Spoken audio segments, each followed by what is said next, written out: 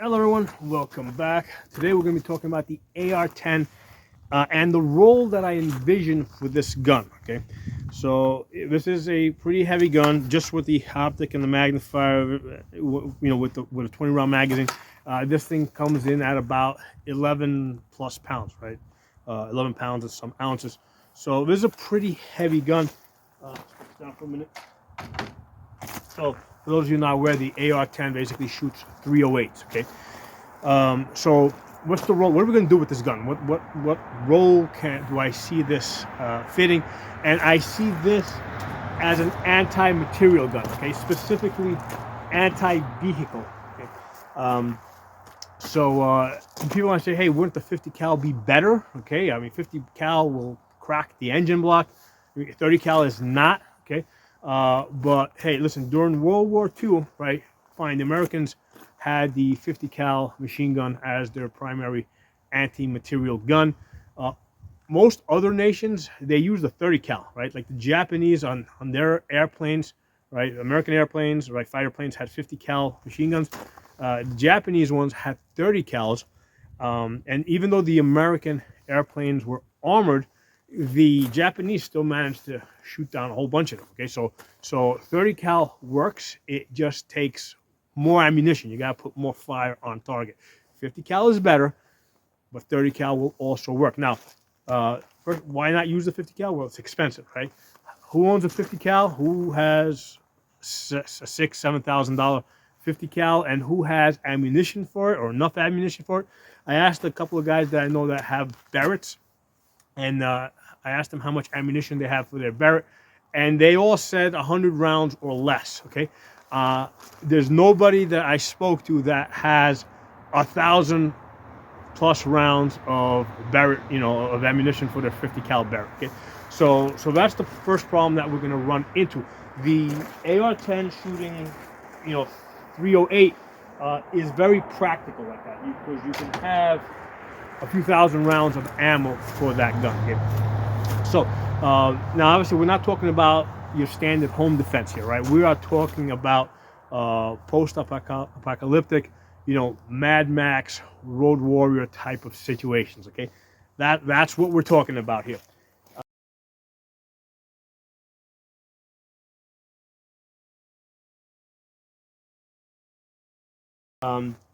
So what type of vehicles are we trying to stop? Okay, what can we expect? Now, we're not likely going to be trying to stop, like fully armored tanks with a 30 cal. What we are most likely going to be trying to stop is either just standard, cars and trucks. Okay, that might possibly have some light armor. Okay, now what do I mean by light armor? I mean, what's the fastest way to basically armor something up like this? Well, to put a snow plow in the front. Okay, now the snow plow, the standard snow plow is pretty thin-skinned. It might stop a 9mm. It's not going to stop a 223, right? Absolutely not. However, when the 223 passes through the steel, right? So, because a snow plow steel is about the same thickness as that container I have over there.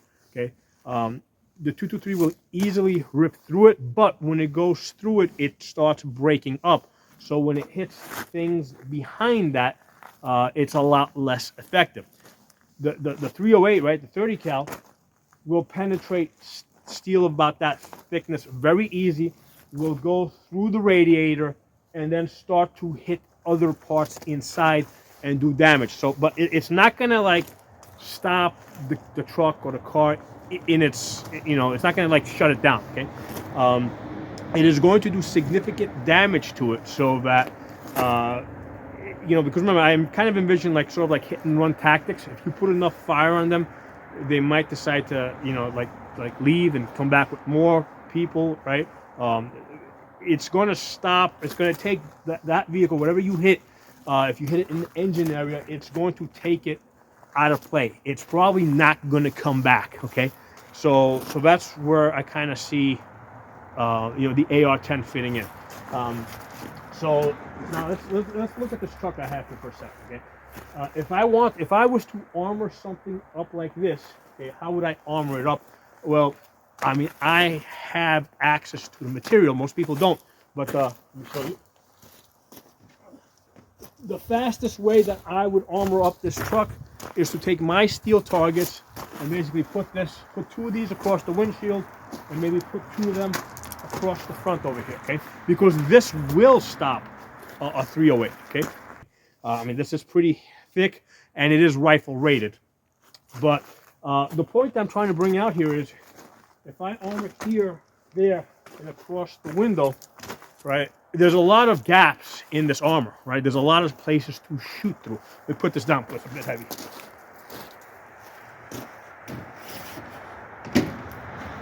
Okay. So there's going to be gaps in it that you can get through. Okay. So with enough fire, with enough ammunition, you can find those gaps. Now, you might say, well, why do I need an AR-10 with a 20 or 25 round magazine? Why not just use a bolt action gun if all I need is a very precise shot to get through those gaps? Well, remember, this is moving. It's not standing still. It's moving probably at about 30 to 50 miles per hour, right? So it's moving in. It's hard to take a very precise shot through a very small area when this is moving. Okay. The AR-10 is going to allow us to put a lot of fire on this very rapidly.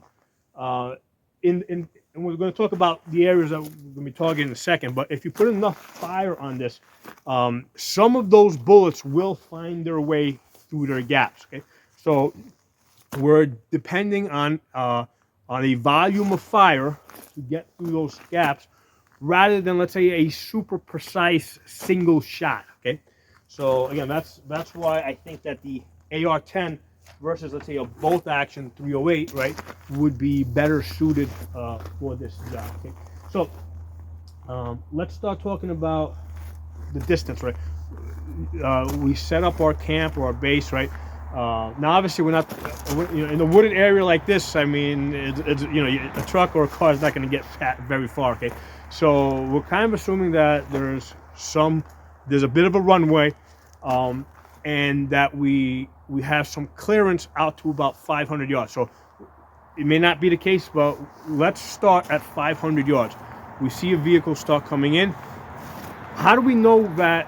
Now, even though this will get shots out to 800 yards plus, I think I would want to start shooting at 500 yards, because at 500 yards, the 308 has pretty much the same power as an AR-15 at the muzzle. Okay, so we've got enough velocity, okay, so that even if there's a snowplow or some light armor over here, right, because not everybody's going to have access to plates. What some people might elect to do is take a dumpster like that, right, and cut that up and put more plating on the car. Okay, so now that's a situation where the 308 will definitely penetrate that and definitely have enough power to do damage to the engine or the people at 500 yards. But if you start shooting at 800 yards, maybe it won't. Okay, so 500 yards is kind of like what I've sort of set in my mind about the area, and it might be 600 yards, but around that 500 yard area is where I would want to start opening up on this. Now,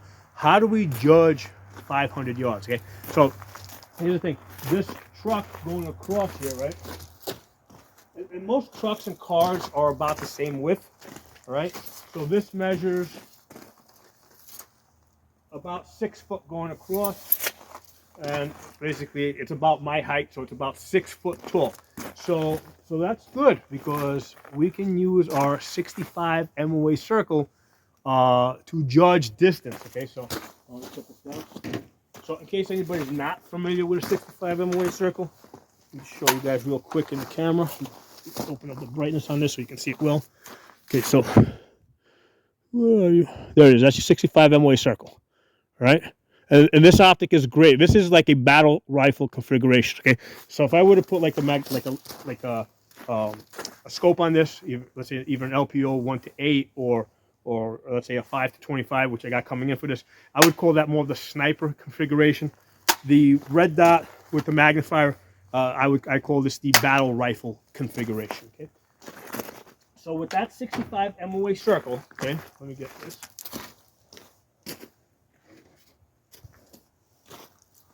Okay, when you're looking at the front of this car over here, okay, at 100 yards from bumper to bumper, it's gonna basically fill that 65 MOA circle, okay? At 200 yards, it's gonna take up half of that circle, right? So you know exactly where that's gonna be, okay? At 300 yards, it's gonna, from the point of the dot to the edge of the circle, it's taking up about 3/4 of the space. At 400 yards, it's taking up half the space between your dot and the edge of the circle, okay? And at 500 yards, if you guys noticed, there was like these little these 4 hashes at the edges, okay? The width of the car, which is about 6 foot, is going to be equal to that little hash, okay? Which is also like basically 1/4 of the way between the dot and the edge of the circle, okay? So you're going to know when this truck or any other car is at 500 yards because it's going to match that hash, okay?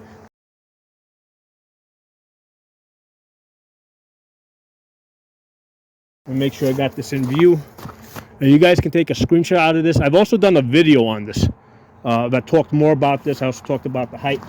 Now, by coincidence, right, this truck is also about 6 foot tall, which is about where I'm at too. So you just turn this like this, and now you have the information for the height of a truck or the height of a man. Okay, so at 100 yards, he's taking up the whole circle. 200 yards, half. At 300 yards, about 3/4 of the way between the edge of the circle and the dot. 400 yards, about half of the way. And 500 yards, he's going to be equal to the hash. Okay, so we can judge this based on width and height. Okay, so let me put this down. So now we're going to know when this truck or any other vehicle, which with all cars, even if you got like a small car, they're all, if they're not 6 foot wide, they're 5 foot wide, okay? Unless some, the only thing is, I mean, obviously you can know if somebody's on a motorcycle, right? But most cars at the very least are going to be 5 foot wide, which is close enough that based on width, you can judge any vehicle. And I think like even most trucks, they're not more than 8 foot wide. So again, that's not that far off for our purposes here. So once the vehicles, right, is at 500 yards or equal to that hash, the area that you're going to target is right up here, right in the glass. I'm going to talk, you can be at 500 yards, you'll be more towards the center, okay? But you're going to be at the top of the glass. Now, why are we targeting the top of the glass, okay? Well, let's talk about our holdovers. And the holdovers for the 308 0.50 yards is about the same as your 5.56, right? Because both bullets are going, close enough to the same speed that they're going to have the same bullet drop, right? The same drop. So at the way this works is that, with the 50-yard zero, right? You've got basically point of aim, point of impact, right? From zero distance all the way out to 250 yards, right? So out to 250 yards, you put the dot here. You're either going to be 4 inches high or 4 inches low. You can get inside of a head, okay, or in the chest, right? 0 to 250 yards. You either put it here. You're either going to hit 4 inches high, 4 inches low. There's no holdovers, okay? At 300 yards, right? Dot goes here, right? So the bullets drop into the chest area. So because there's about a 10-inch drop, okay? But you don't have to remember 10 inches. Just put at 300. If you at 300 yards, you put the dot here, and it drops into the chest, okay? At 400 yards, you put the dot on top of the head, and they drop into the chest, right? So at 400 yards, the dot's going to be it's going to appear a lot bigger compared to your target. So the dot's going to be like this, okay? So you put the dot here. At 400 yards, they'll drop into the chest. And at 500 yards, you take your man, you cut him in half, right? From belt to head. Take this distance, move that up over his head. That's your holdover at 500 yards, okay? So for when you're trying to stop a truck or a car, okay, we're going to, at 500 yards, we're going to aim top of the windshield up here, okay? What's going to happen is at 500 yards, the bullets are going to drop into this area over here, okay? So at 500 yards, by aiming at the windshield, right, we're dropping bullets, and this might, and you could, it could be 6. Remember, the cars moving. Okay, you know, you might call it slightly before 500 yards. So at top of the windshield, you're over here, car's moving, you're probably not going to be super steady, right? Because, I mean, you're going to be rested, right? 500 yards, you're definitely going to be resting the gun. There might be, because remember, it's not range conditions, right? It's real work conditions. You're going to be nervous. The gun's not going to be super steady. There's going to be a little bit of, you know, so you aim at the top at 500 yards, you're going to get hits down here. Now, what's going to happen is you're going to keep aiming over there. Remember, the car's moving forward at whatever, 30 to 60 miles per hour. As the car comes forward, because you're aiming up here, your bullets are not going to start walking up. So you're going to start at 500 yards down here, right, or maybe down here, wherever. They're going to start walking up, right? And then as they get closer and closer to you, by the time they get to 200 yards, and you're going to know when they're at 200 yards because it's going to be, you know, the width is going to be half of your circle. You know, you're going to keep aiming this area up here. Naturally, you're going to start coming down more to the center. You probably want to focus on this area over here because this area here might be plated, right? You might have taken a piece of plate like this and used a ratchet strap. You know, that's something that's very doable, okay? So at distance, you may not know if there's armor on this truck or not, right? So remember, you're just putting hits into that area as it's coming forward. You're aiming up here. You know, your gun's not going to be super steady, so some of your hits are going to end up over here. So one of the great things about the 308 here, let me bring this camera a little bit closer. Okay, let's take a closer look over here from the side. Okay, so what's going to happen is a lot of your shots are going to come in and they're going to hit here. There's dashboard here, right? So as they're coming in, they're going to hit here. They're going to go through the dashboard, okay? The 223 may not make it through the dashboard and be able to do any damage, okay? The 308 is going to go through the glass, through the dashboard, and it's probably going to do damage to whoever's behind, you know, whoever's driving this vehicle, okay? If they've got plate over here, you're aiming up here, right? It's not like this area here has to be open. They have to be able to see. So this area up here is going to be open. That's why you're aiming up here, okay? And as the car comes closer, right, the bullets are going to start low. They're going to start coming up. If there's no armor here, great. They'll start going through here. By the time they get to 250 yards, boom, now you're putting shots up here into this area, which is basically a headshot. And through this range, right, from 500 yards to 100 yards, you're hitting the engine, and then you're walking up the shots and then into the driver area. Some of the shots are going to go through passengers in the back. At the 500 yards, I would probably center it, right? So you're going to get, you know, you center it, and as the truck or car gets closer, then you're going to come and focus on the driver, okay? The nice thing about this is that while everybody's in the vehicle, they're basically like fish in a barrel, okay? So this is a good place to keep them and put lots of fire, okay? Because if you think about it, especially if you're in a wooded area, right, or places where people can take cover, if you do stop the vehicle like dead in its tracks, they're all going to jump out, right? So now you got to deal with all these people on foot, okay? If it'd be nice if you could kill them all while they're all concentrated inside of the vehicle. So again, that's where I think the 308 is going to come in handy, because it's going to go through the radiator. It can do lots of damage to the engine, and as the bullets start walking up and they start coming through the dashboard, if there's no armor up here, it's going to tear through the car and it's going to do a lot of damage. And then once they get in about 200 yards, now you're concentrating up here, trying to stop the driver, okay? Let me put this camera back and talk a little bit more. All right, so clearly we're not talking about home defense here, right? We're talking about, like, we're talking about Mad Max Road Warrior type of stuff, right?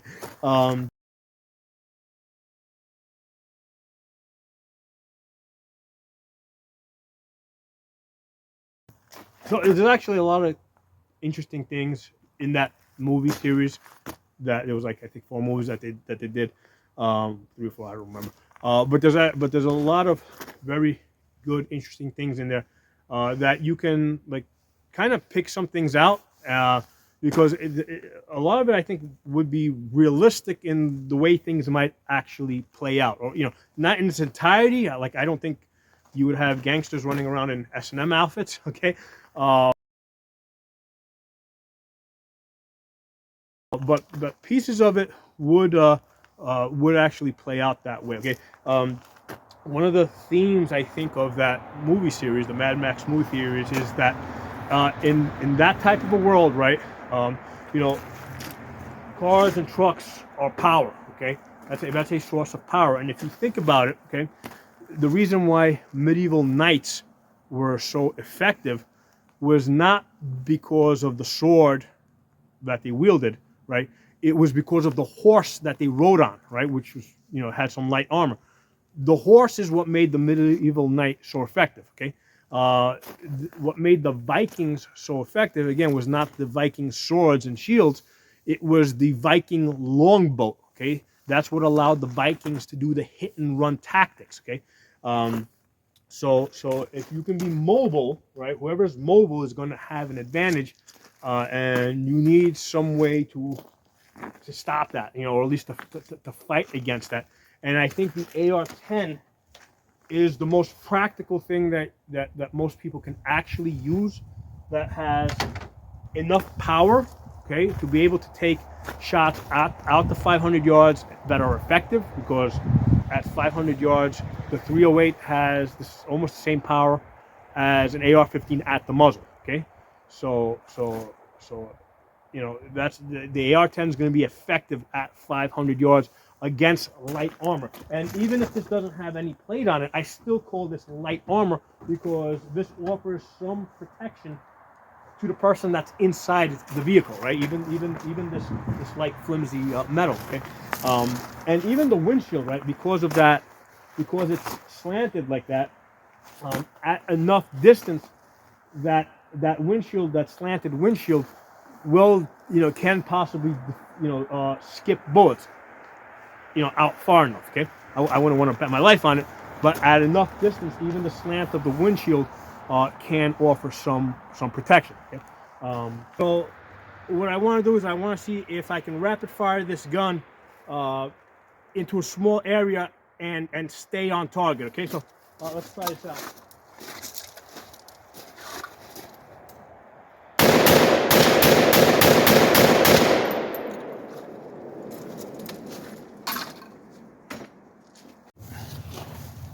Hey everyone, I took a closer look at the box. So I've got the 3 shots here. I got that 1 shot here on the edge of the box. There's also another shot over here that I didn't see before. So I got it was a total of 9 shots fired, because I had to replay the video to see how many shots I fired. So it was 9 shots. So I've got three shots are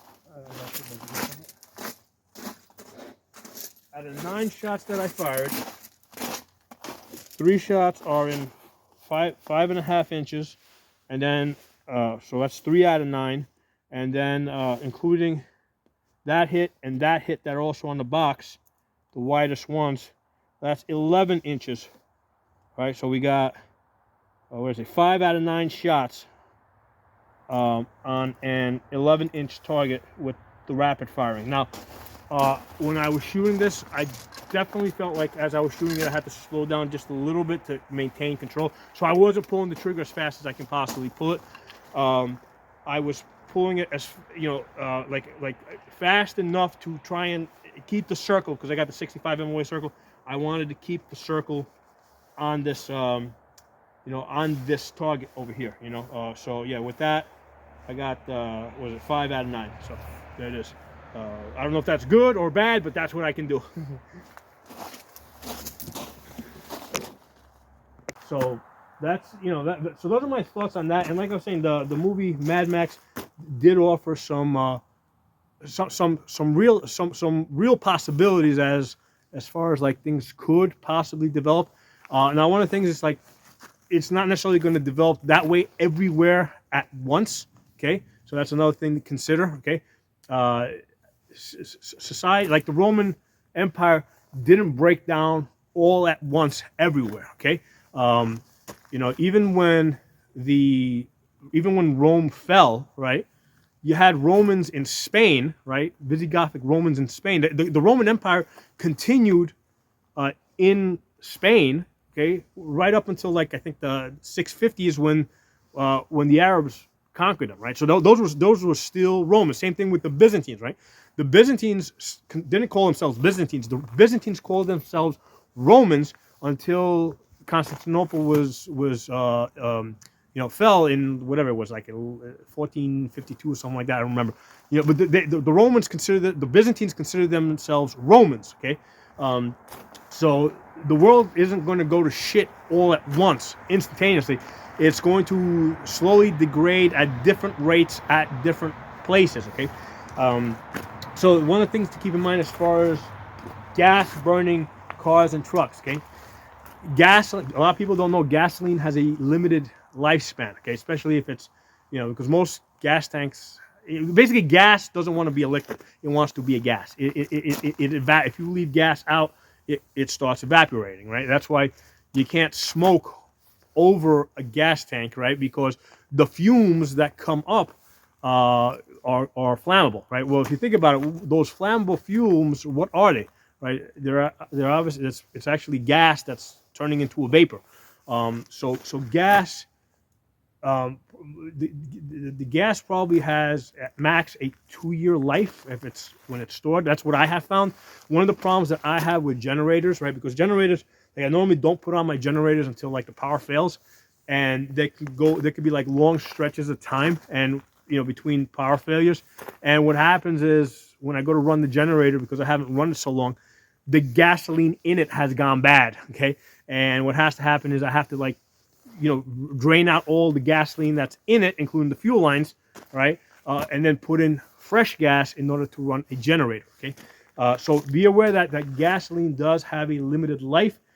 So in a post-apocalyptic type of situation, gas is gonna, like, even if it's not used up, it's gonna go bad. Okay, diesel on the other hand is oil. Okay, so oil doesn't go bad. Okay, but diesel fuel is the same as home heating fuel. In fact, a couple of times when I didn't get my oil delivery for my home furnace on time, I just went down to the gas station and bought some diesel and put that into my oil burner, and I was fine, until the oil truck came around and gave me my oil delivery. Okay, so diesel engines are going to be around longer in an apocalyptic type of situation, right? So something else to keep in mind as far as like if you're planning for it, the pros and cons of having different vehicles. Now, one of the things is like, yeah, I mean, great, you got a diesel truck, but where are you going to get the diesel fuel? How are you going to get into it? Again, which is why in the Mad Max movies, I forget which number it was. I think it was the second one. They made a big issue out of trying to protect the fuel, right? And although I think it was gasoline instead of oil, right? The gasoline would have went bad already. If you're stockpiling fuel, it better be diesel, okay? Because the gasoline, especially in cheap containers, is not going to last too long. It might, if it's like really well sealed, it might last a year or 2 or 3. It's not going to last like 10, 20, 30 years. No way, okay? Diesel might. So diesel is the way to go. One of the other interesting things that was brought up that came up in that movie, it was recently pointed out to me in a review that I was watching of that movie. But Mad Max, the character of Mad Max, was an ex-cop. Okay, well, who was he fighting? Okay, if you look, and I'm going to post an image, the people that he was fighting on the other side were also ex-cops. Okay, they've got the same leather, because in that movie the cops wore these leather S&M outfits. Okay, so and you'll see that in the very first part if you watch that movie series. So the cops, their uniform was leather. And if you look through the movie, a lot of the people that he's fighting, right, the so-called gangsters, they got the same leather, and they also got like these blue police helmets. Okay, so So you got cops. Basically, what it comes down to, right, is police gangs fighting each other. Okay, that's one of the things that's overlooked, and I think that that is extremely realistic. Okay, um, it's extremely realistic that the police would form gangs, right? The different precincts, and they would form gangs, and initially they might say that, hey, they're trying to protect the community, but it's going to very quickly come down to them protecting themselves, their families, their interests at the expense of everybody else that's not part of their community. Okay, so that's something to just keep in mind. Okay, I found that was very interesting. How they kind of how they kind of snuck that in there, and unless you're really looking for it, and I wasn't, somebody else pointed it out to me. Basically these Mad Max road gangs were ex cops. Okay, and what I think what would happen in that type of situation as society breaks down, the police are going to look for people to assist them. So they're going to basically start bringing in some people. So now you got a mix of cops and not cops, most likely cops and maybe ex-military. Okay, ex-cops and ex-military. Because here's the thing, why wouldn't the military be the ones forming the gangs? Well, the way the military set up is they got people from like all over the country.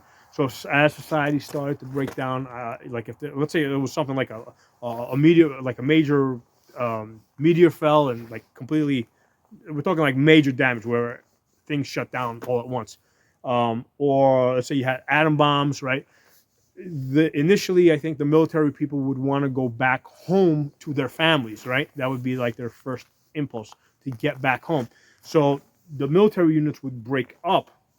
So when they get back home, the cohesive units are the police, right? Those are the cohesive military style units, because they already have the command structure. They've already got I mean, they know each other.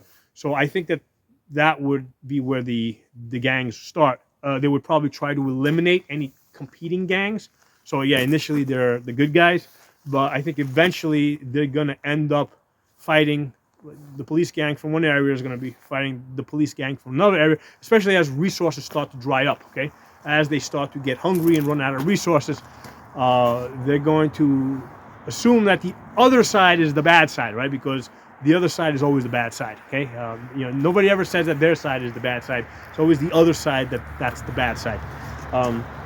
So as far as where you and I would want to be, okay.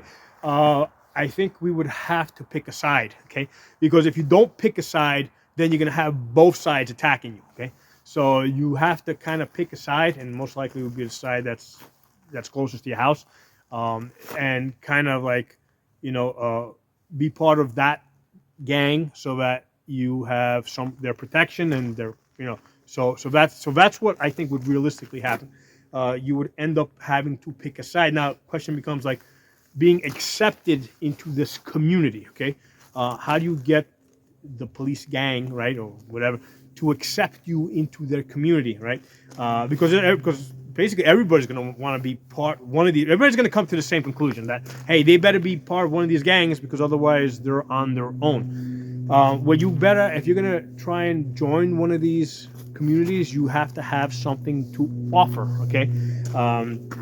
And one of those things can be an AR-10, okay? That's something that I think would make you kind of stand out, okay? Because there's going to be a lot of guys with AR. Now, most likely they would want the guys with the AR-15s in there. Because remember, now, initially, it's like, well, why don't they just steal it? Early on, they're looking for volunteers because things aren't just going to go to shit all at once. So early on, they're looking for volunteers, okay?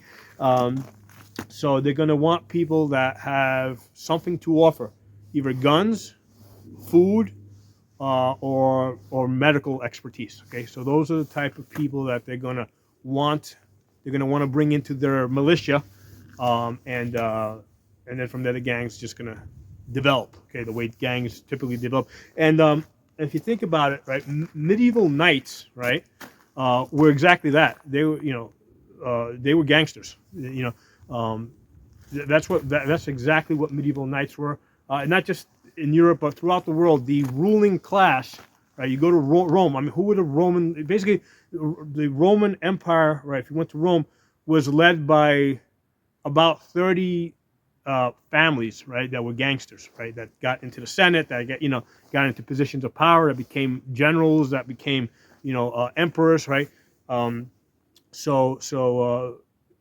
you historically the people that are in charge kind of function like gangsters, right? That's what it is. So anyway, I hope you guys found the this video interesting. I know in the second part of the video I kind of went a little bit off on a tangent, but I think that the first part of the video would be interesting to a lot of people. In fact, I kind of redid this video because initially I was talking about the stuff I covered in the second part. I kind of opened up in an earlier version of this video, and I said, no, people aren't going to stick around through all that. Some people aren't going to want to hear all that shit.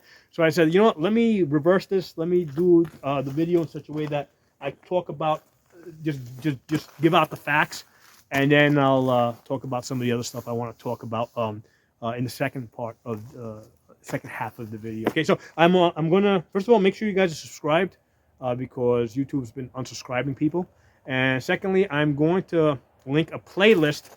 I've started an AR-10 playlist, right, where you can click on it and you'll see a whole bunch of videos. So far, I've only done, I think it's like the 4th video I've done on AR-10s, but I'm gonna keep doing videos on this because this is interesting to me. This is my first AR-10, and I'm doing a lot of studying on it, doing a lot of experimenting. So this is going to, over the next couple of months, I'm going to be doing a lot of videos on this.